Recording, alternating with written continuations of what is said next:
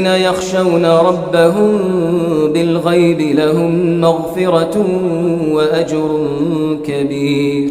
وأسروا قولكم أو اجهروا به إنه عليم بذات الصدور. ألا يعلم من خلق وهو اللطيف الخبير. هو الذي جعل لكم الأرض ذلولا فامشوا في مناكبها وكلوا من رزقه وإليه النشور.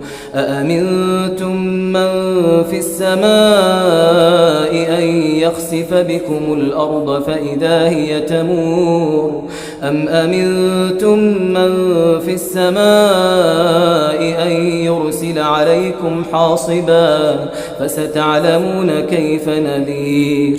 ولقد كذب الذين من قبلهم فكيف